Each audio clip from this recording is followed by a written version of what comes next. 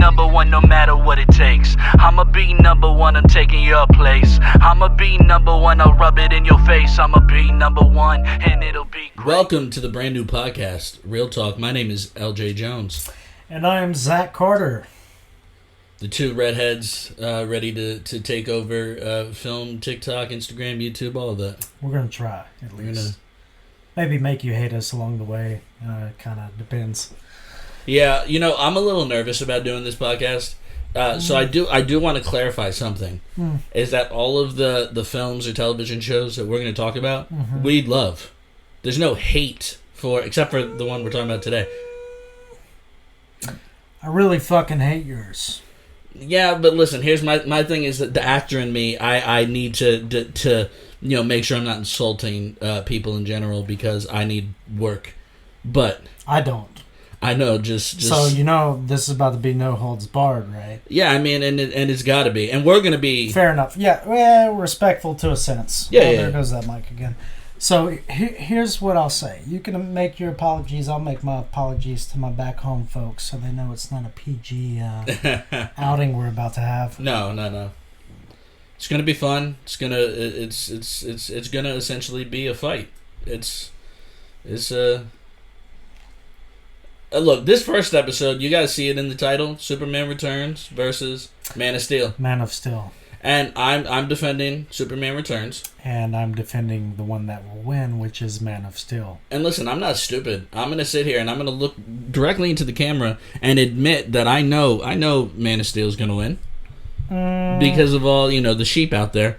Like the one next to me on the couch. Yeah, listen. Oh, I don't want to offend anybody. It gets political right in the first fucking minute of this thing. All right. Balls deep already. Let's go. You want to just jump into it? You ready? Yeah. Okay, would you like to defend opening yours scene first? Krypton. That's all I've got to say. Russell Crowe in that beginning scene, we haven't seen that before. Superman Returns is kind of like, from what I can tell, right? I don't care for the movie. I like Brandon Routh, right? If I'm not butchering that poor guy's name. It's Ralph. Ralph? Is Ralph? I think so. Ralph? Okay. Anyway, Brandon. We're just going to call him Mr. Brandon. Sure. Because I don't even see him as Superman, honestly. Here's what we're going to do. It's a continuation off of the OG, Christopher Reeve, right? Sure. Yeah. Takes place after they're getting rid of Superman 3 and 4. Right. Kind of retcon the whole thing. But I'll tell you one thing that Man of Steel jumps off into is Krypton's opening sequence. We know Krypton blows up, right? Sure. Like, that's fucking Superman 101 right there. That's how he gets to Earth. But we're going to talk about the visual effects of Zack Snyder. Now, I know we've got a lot of Snyder fans. I know we've got a lot of Snyder dick suckers. Like, there are a distinct difference between the two, right? Yeah, for sure. Okay. But let's also, you're talking about the special effects of things. 10 years in between the two films. No, I'll give you that. But let's say it could have been done with Superman Returns. They've never touched on Krypton. Superman Returns came out 06? Yeah, Ish. 06, 07, something like that. I don't know. My balls hadn't dropped yet. Things were going on like that. Sure. So, okay. I'm glad I know that. Yeah. So, what I'm thinking is Russell Crowe as Kal-El's father, and kind of being the scientist to a militant government was a new take on Krypton. I think that had a lot of influence in the sci-fi spinoff Krypton of the same name, right? I've never seen that yet, by the way. No, I saw the Doomsday scenes. Not really my cup of tea. Sci-fi. That's on movies. Sci-fi, right? The Sci-Fi they're just no disrespect, right? But sci-fi shows and films feel like C-list pornos. I'm not a big fan of them. Just not my cup of tea. I don't know that I've ever watched any. Sharknado, is that sci-fi? Sharknado was definitely sci-fi. That's a goddamn... Sharknado might be better than Man of Steel. That's a fucking line. You take it back right now. Okay. You take it back. Sharknado 2 is better. Oh, you're a fucking cocksucker. All right, so, look. Anyway, Krypton. Look, first off, Krypton, they had a whole civil war going on. Okay. Due to the planet's energy supply going out, right? Don't turn around approvingly. He's just appreciating what I have to say right now. Because this movie is goddamn gold. That's all it is. Gold. It is gold. It's fucking. It shows the human side of Clark we've What's never got to. Or excuse me, Kal-El. What's that? What's that? That rock clip that keeps going around. This is what I have to say about Man of Steel. Is the biggest piece of dog shit.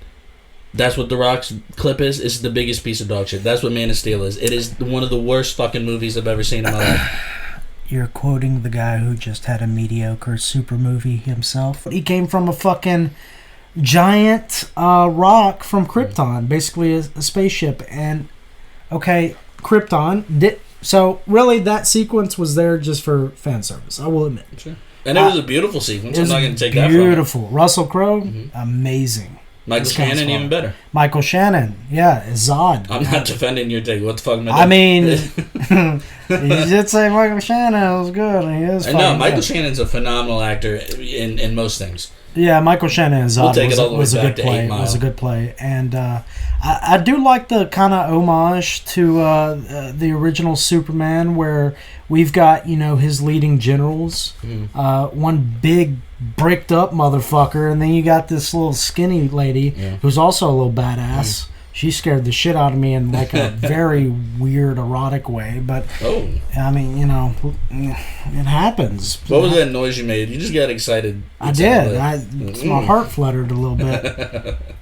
I asked Morgan to dress for that one Halloween. She wouldn't. It's so sad. I'm gonna clip this and text it to her. You better. She's gonna be like, "This guy's so full of fucking shit."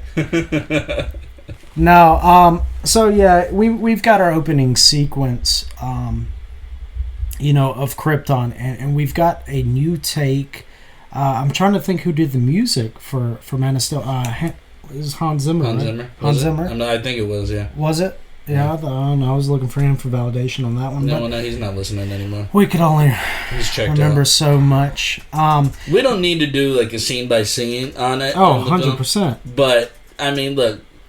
Well, this is what I was getting. Hans Zimmer. It was Hans, but I mean, you had your original. Forgive me, correct me if I'm wrong. In Returns, you had the original score. Yeah, Yep. original score of Reeves. So, Reeves Superman. So I mean, that hits a lot of nostalgic notes. Mm-hmm. I felt like Man of Steel did something relatively fresh and new, and though they were playing on the nostalgia strings in the Returns, I just don't think crowds wanted to see that over and over again. Mm-hmm. Like, I'm sorry, but every time I see the Avengers logo, I'm not going to shit my pants anymore. I want something a little bit new, and especially in today's world, you got to keep on peak. You got to keep interest. You know what I'm saying? And that movie had something or lacked something called a script, which. I mean, there was literally a part he saved a woman because Lex Luthor cut her fucking brake line off. Yeah, but see, that was planned. They were trying to distract Superman so that they could steal, from the museum, I think it was. They were trying to get the Krypton. Yeah, the Kryptonite. Yeah, Well, I will say, you know what? It was a distraction. It's Lex Luthor. I mean, but you got to think the most megalomaniacal brainiac in the fucking world. It felt very 70s. Yeah. I'm like, come the fuck on, man. There's a bigger distraction than that. Blow up an orphanage or something. Really get some balls. Leave the children alone. What do you want to? You want to blow up an orphanage? Are you telling me to leave the children alone, or Kevin Spacey? Well, Kevin Spacey. Hold up, man. You got to redirect this conversation here. Kevin Spacey, leave the children alone. I don't think it's got a restraining order now. I probably can't go in 200 feet of school. Terrible. Listen, I think because I went back and I watched Returns today, this morning, and it's not like I remember when they announced that film coming out. I was a Smallville guy. I was a Smallville kid, and it was the same. I had the same feeling for both films when Returns was announced and when Man of Steel was announced. Man of Steel would have been even better if Tom Welling took the mantle because it was right at the end of Smallville. And here's where, we're gonna get hot topic is Henry Cavill right now. With James Gunn just releasing him doing Warhammer. And I gotta say this. Let me say this. For years, you can ask Griffin. Griffin, have I not been saying this for years? I fucking hate Henry Cavill as Superman. I don't hate him. I'm not saying him. I think Cavill is a good actor. I like him in other things. I just think Man of Steel is the biggest piece of dog shit. Let me ask you, okay, so we didn't get into this because specifically we were holding out for the podcast. Yeah. Why is it such a fucking bad thing for Superman to be human? What? Well, you What do you mean? You keep saying that he's not the epitome comic accurate Superman. He's not. What? Define what is. He. When I look at Superman, when I look at the comics, and I'm not the biggest comic guy in the world. I know you are. So I'm not. But I will say when I think of Superman, I think of a. He's supposed to be the epitome of hope. And when I look at Henry Cavill's, and I'm not blaming him for this has to do with the direction of the script, has to do with Zack Snyder's direction, the direction that they were going in those films. There was no hope. It was very dark and depressing, which I'm normally okay with because I love those types of films. But that's not what I want. That's not what I want for... Stop with that stupid fucking face. That's not what I want for Superman. So I will say this, and good thing we're only here debating these two films because I did like Cavill's performance as Superman the further he went along. Sorry, I just had a fucking brain aneurysm. Good. All right. Good. So your topic, your debate for this whole fucking thing is that Cavill did not represent a hopeful Superman. The film. Oh, let's pause. The camera just shut off. Oh! That was not 30 minutes, was it? I have no idea. Damn, that flew by if that was 30 fucking minutes. I don't think so. That was like 10, maybe Yeah. 15 at the most. Do you remember what your last question was? Mm-hmm. I know where I'm going with it. No, you're good. Recording? Yes. Back to it. So basically you're telling me that Henry Cavill's, or not even his portrayal of Superman, the writing is what you want to blame this on. And that's fine. If you want to also tell me, like my good friend Hunter would say, you suck dick for the taste, that's fine too. But here's how it goes, okay? There was more hope in Henry Cavill's Superman than in that fucking bullet that shot at Brandon's eye in that movie, okay? Listen, that moment, that is a moment in cinematic history. When that bullet hit his eye. That is a moment. What did it hit, though, LJ? What do you mean? What did it hit? It didn't look like it hit his eye. He's got a little bit of a force field there. There's something that crushes that bullet. Have you ever seen the Epic movie? Yes. That's the best thing that came from fucking it. shot him off the building. Amazing. God, I miss those movies. That's a good popcorn flick right there. But back to it. I mean, here's where I'm going to argue. Mm-hmm. Cavill's rendition of Superman was, in my belief, in my interpretation of it, a generic human's idea of hope. Because there are a lot of dark aspects in that movie. Mm-hmm. Because Snyder is not a fuck around and find out kind of guy. He will show you how it is. I mean, look at Watchmen. That shit was brutal Great. as it got. Yeah. I mean, there was everything. War crimes, rape, fucking hate crimes. There was everything in that. Snyder's not afraid of really tackling these things. Yeah.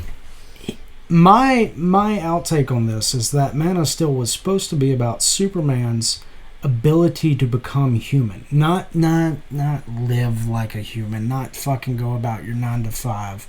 It's struggling with the emotions of humanity. I mean, remember when his mother told him to calm down because all the voices, all the external factors fucking with his head. Like that's, I mean, that could be an allegory to depression, anxiety, a lot of things. He's just experiencing these in a different way that hasn't really been shown on film before, because all we've seen Superman prior to Man of Steel has been this hopeful character, has been nothing but that. So And that's what people need, right? When they look for a hero, what they look for in a hero. And I just heard Tom Welling talking about Go for it. when Smallville initially came out. I think it was they were filming the second episode of the first season when 9/11 happened. right, And so it aired there shortly, maybe a couple months after 9/11 first happened, and they were talking about how the show might have been so successful because the world really needed a hero in that moment. They needed hope, and I don't think that that's necessarily changed. I think we need something hopeful, and you could ask anybody that knows me. You know this about me. The films that I like tend to have a darker ending, the darker history behind it, and that's the thing that I love. But when it came to Man of Steel, I've literally probably watched Man of Steel 12 to 15 times, and I try so hard to like it because all my friends love it. I can't find anything that I like about it. Like I said, I've gone on to like Cavill in the role more as it went on, aside from that stupid fucking Martha moment in BVS. So that's another podcast for another day. Yeah, and we're not debating that film. We're not. We're not debating that film. We're not debating Brandon Routh, his portrayal of I'll bring it up one day. Don't worry. Of the Kingdom Come, Superman, and Crisis. We're not debating any of that. But so when I look at Superman Returns, the moment when's the last time you saw the film? Superman Returns. Yeah. Last time I actually gave a fuck about seeing a film that bad. Okay, so I watched it this morning, and I really loved this sequence where, I don't know if you remember, Lois Lane went up to the roof of the Daily Planet. I almost said Daily Bugle. I love Spider-Man. Went up to the Daily Planet. wrong universe. Yeah. LJ, wrong universe. And she's smoking a cigarette, and then Superman comes, and this is the first time in however many years that they're having a face-to-face. Right. And they're talking, and she's upset, and there's a lot of real, true emotion there because she's mad that he just disappeared, didn't say goodbye. And now she's moved on. She married James Marsden. Right. She has a baby that might probably be Superman's anyway. It was just a really powerful moment of dialogue, followed by some really beautiful scene. And like I said, we're going back in time. So you talking about when he or she flies with him? Yeah, that's gorgeous. That's so emotional. What's emotional about that? That she was just that so he happy. Could drop her. No, that she had missed him so much that they were just spending this time together, and then you could see that look in her eyes where what was beautiful about it is the contemplation in her brain as she's looking at him. She's like, I love this man, but I also love my husband. And she's trying to make a decision on what it is she's supposed to do, what she needs to do. Well, I mean, we're going to talk about dilemmas and how someone... That what's more human than dilemmas? Fucking, you're talking about the humanity of Henry Cavill's hold up. fucking film. Take it 3 steps also, back let's gingerbread man. Let's go chemistry. Henry Cavill and Amy Adams? Zero chemistry. Oh my God, I'm pretty sure they have spin-off pornos connected to that universe. Like, they'll make pornos about anything. Somebody will see this. That's chemistry. People might see a video and make pornos off of us. Who knows? They'll make pornos off of anything. Tag me in that shit. I want to see it, man. Look, Amy Adams and Henry Cavill had no chemistry. That's a fucking lie, dude. That is a stupid. Oh my fucking God! Talk to me about the chemistry. My brain cells. What moment between the two of them did you watch and connect to? Honestly, the part to me that Amy Adams. So okay, I know we're not mentioning BVS. All right. Yeah, leave BVS up. Okay, we're not gonna talk about BVS, but I do want to kind of iterate where I'm going with this. Okay. That movie was not supposed to be lovey-dovey, kissy-kissy with him and Lois, okay? That's how it is. I mean, that was the beginning of when they met. Daily Bugle. I did it. Daily Planet, motherfucker. Planet. I meant to say planet, folks. All right. Well, blame me for that. Who the fuck stole that idea? Was that Stan or Ditko or who? I mean, DC came first on a lot of things. Yeah. Yeah, I know. They came first on fucking Darkseid, all that stuff. All right, back to it, though. Okay, so let's not take more or less the romantic aspect out of it.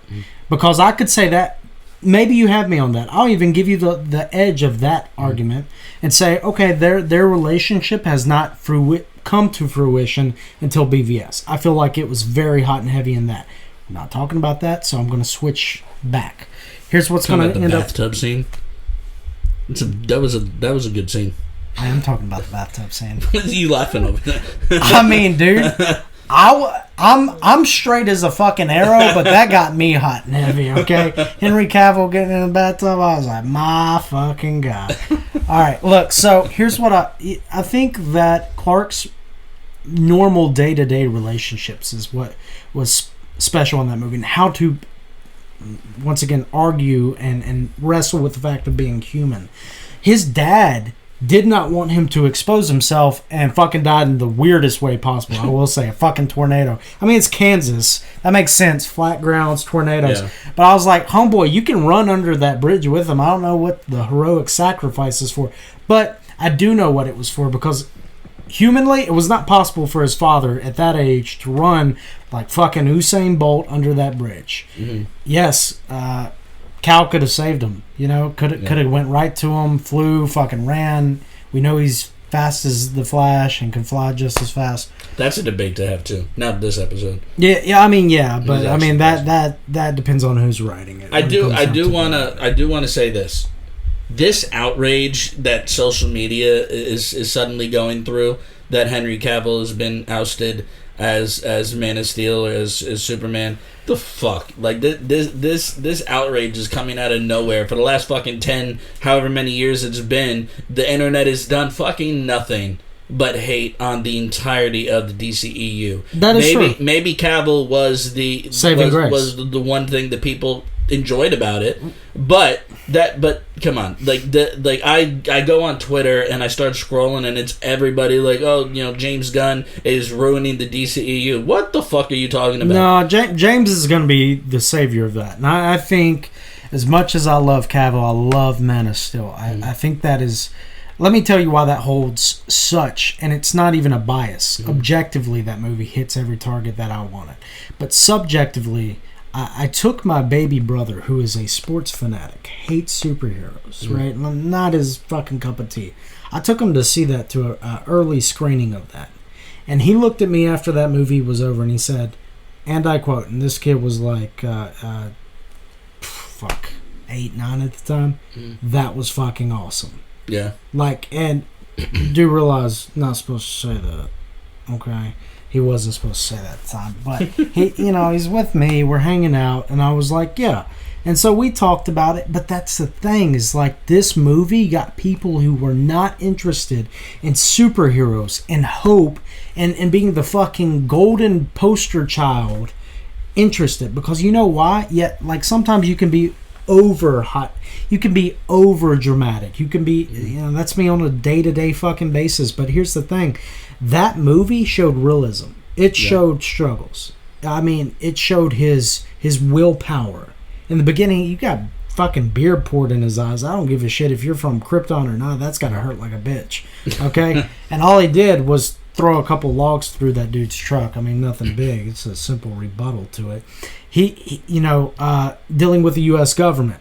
I mean, most people with that kind of power, like a Homelander, would just shit on everybody and be like, I'm not being told what to do. We've seen it happen. Cavill's character reasoned with them. He tried to prove to them that he wasn't the threat, that they needed to work together.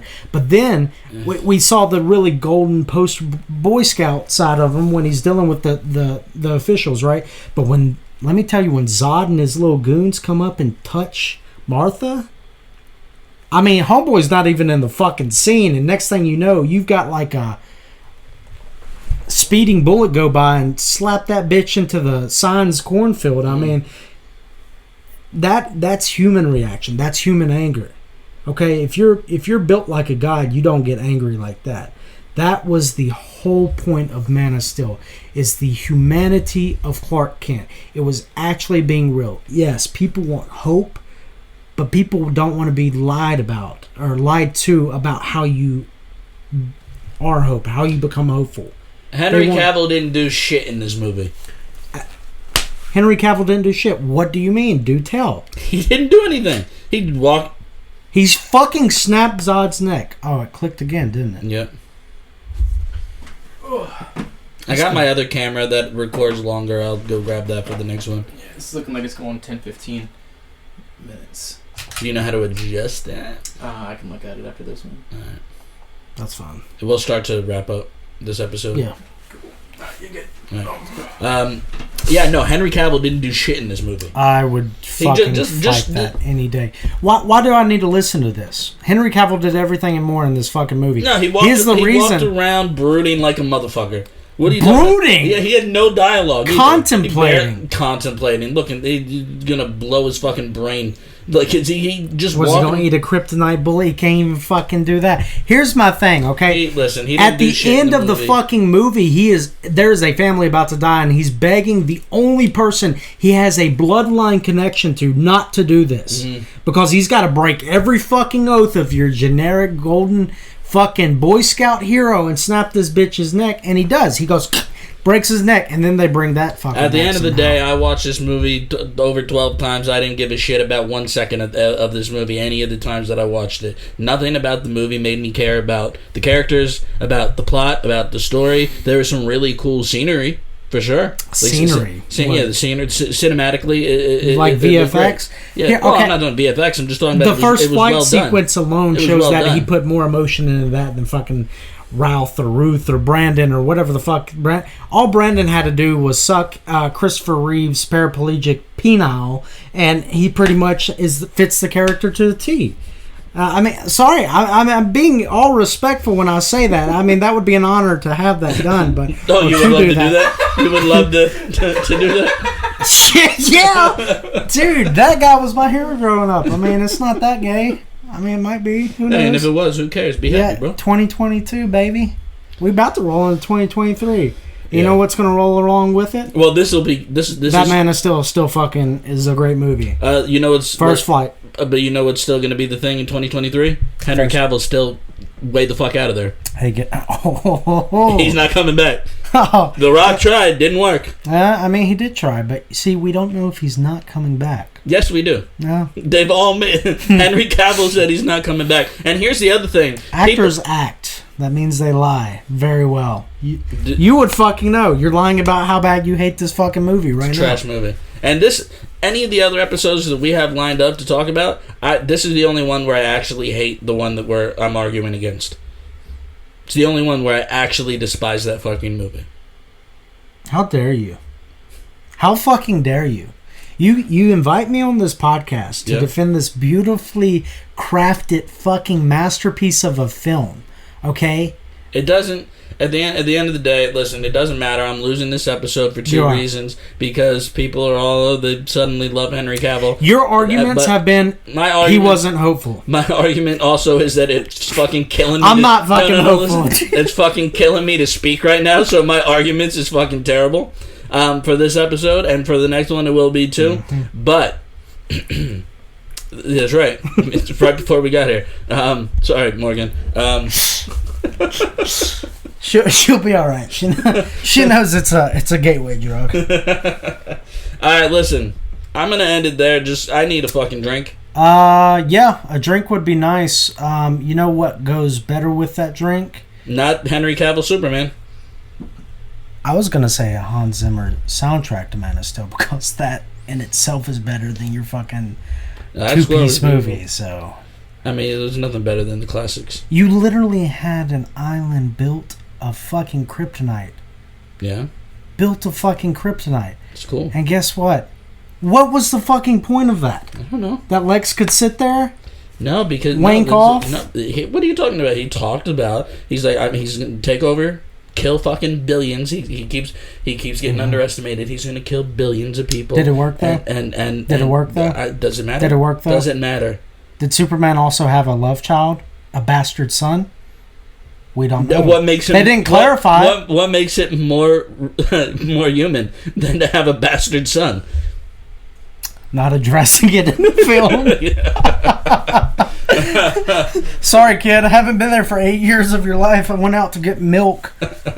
Fucking flew back to home planet. All right. So I guess at the end of the day, we'll have our differences on this movie, but I guess the viewers got to decide. The TikTokers, the Instagrammers, what the fuck? What's out there now? What's out there aside from TikTok and Instagram? YouTube Facebook? Shorts. YouTube Shorts. Yeah. Oh yeah, I forgot about that. And the full thing will be up on YouTube. Oh as well. yeah, this is gonna be a good one. Yeah.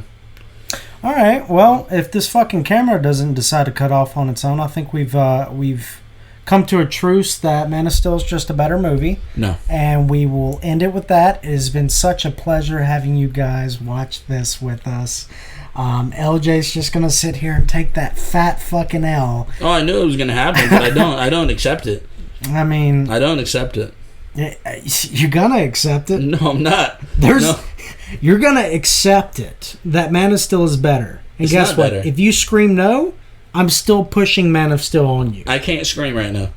I know you can. Griffin, can you scream no That's for what me? makes it more funny. That's not at all what I sound like. Folks, you heard it. Griffin's a master impersonator. He fucking knows best. All right, that has been our first debut episode of Real Talk. Real talk. Thanks for joining us, guys. Hope Yep. to see you in Don't Have a Fucking Watch On soon.